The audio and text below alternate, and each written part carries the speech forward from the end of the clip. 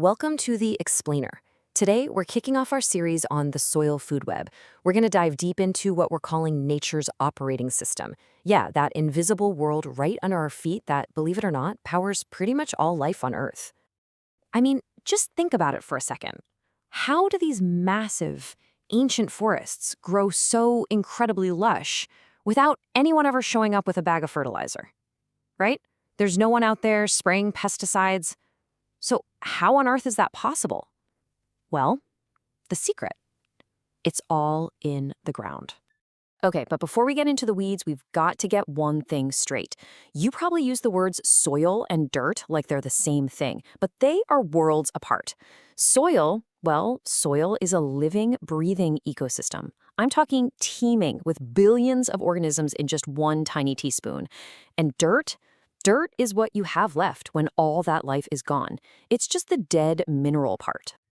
So the big question is, how do we get from that lifeless dirt back to living, breathing soil? Well, to figure that out, we have to pull back the curtain on nature's operating system, this incredibly complex biological world that makes everything, well, work. And that system, it's called the soil food web. Honestly, the best way to picture it is as nature's own computer operating system. You know, like the OS on your phone that makes all the apps run. The soil has that too. It's a biome, a massive community of microorganisms that runs the entire show. It breaks down all the organic matter and delivers nutrients exactly where they need to go. Okay, but a system this complex needs power, right? It needs an energy source. And you might be surprised to learn that for the soil, that power source is about 93 million miles away. Yeah, it all starts with the sun.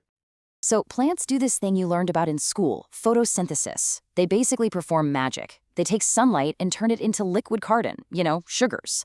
But here's the part they don't always teach you. The plant doesn't keep all that energy for itself. No way.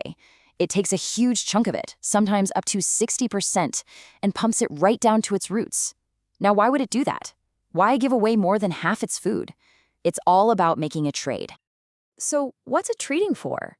Well, the amazing Dr. Elaine Ingham, who's a total pioneer in soil biology, has the perfect analogy. She says the plant is putting out cakes and cookies. These little sugary snacks coming out of the roots, they're not random. They are custom-made recipes of sugars and proteins, all designed to attract a very specific crew for a very specific job. So the plants basically set up a buffet. The question is, who's showing up to eat? This, my friends, is where the real magic happens. Let's meet the first responders, the ones who show up for the feast and end up building a whole house for the plant's roots in return. First on the scene at this underground bakery, you've got your bacteria and your fungi. These guys are the foundation of the whole soil food web. Think of them as the primary construction crew. They're drawn in by those cakes and cookies we talked about, and each one has a super important, very specific job to do. All right, let's start with the bacteria. Their main role in this whole construction project, they're the glue. I mean, these things are absolutely tiny. And to make sure they don't just get washed away from their food source, the roots, they start producing these incredible sticky substances. And those sticky substances, they're basically microscopic cement. They grab onto individual particles of sand, silt, and clay, and they glue them together into these tiny little clumps we call microaggregates. You can think of these as the absolute foundational bricks for building healthy soil. Without that bacterial glue, you just have loose, lifeless dirt. Okay, so the bacteria made the bricks, but bricks alone don't make a house, right? You need mortar, and that's where the fungi come in. If bacteria are the glue that makes the bricks, fungi are the threads, the rebar, if you will, that weaves it all together. See, fungi grow in these long, microscopic strands called hyphae, and they literally act like a net. They weave and stitch their way through the soil, grabbing all those little microaggregates the bacteria made and bundling them up into much bigger structures called macroaggregates. This is what creates that beautiful, crumbly, sponge-like texture of healthy soil. It's full of little highways for air, water, and of course, the plant's roots to move through. All right, so the house is built. This underground city has structure. It can hold water, it can hold air, it's perfect. But let's not forget why the plants started this whole project. It didn't give away all that energy just for a nice place to live. It's hungry. It needs to be fed. It needs nutrients. And right here, we hit a major problem. The bacteria and fungi, our construction crew, have been munching away, collecting all sorts of nutrients from the soil. But here's the catch. All those nutrients are locked up inside their tiny bodies. They're not available to the plant. So if the story stopped right here, the plant would actually starve to death. So what happens next? How does the plant get its food? This is where the next trophic level, the next layer of the food web, makes its entrance. We're talking about the predators. And look at this cast of characters. You've got protozoa, things like amoebas and flagellates. You've got beneficial nematodes, the good guys, not the bad ones, and tiny little microarthropods. Their job is super simple. They eat the construction crew. And this is the absolute genius of the whole system. Think of bacteria and fungi as little tiny walking nutrient backpacks. They are stuffed with way more nutrients, especially nitrogen, than their predators actually need to survive. So when, say, a protozoan eats a bacterium, it's like us eating a meal that's 100 times too rich. It can't hold it all in. It has to immediately excrete the extra. And that waste, that poop, it is the perfect plant-available fertilizer delivered right at the root zone. It's just incredible when you think about it. The plant is literally farming. It's not a passive observer, it's the farmer.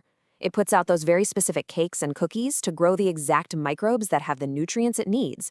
Then, the predators come along and act like a personal delivery service, dropping off those nutrients right on its doorstep. The plant is in total control, basically ordering a custom meal from the soil's kitchen whenever it gets hungry. Okay, so now that we've seen how this amazing natural operating system works, let's step back for a second and talk about why this all matters. Because when this system is up and running properly, the benefits are just, well, they're staggering. When the soil food web is healthy, nature literally provides everything a plant needs. You get all the nutrients unlocked from the soil, so guess what? You don't need chemical fertilizers. You get that amazing soil structure that stops erosion and holds onto water like a sponge, which means way less irrigation.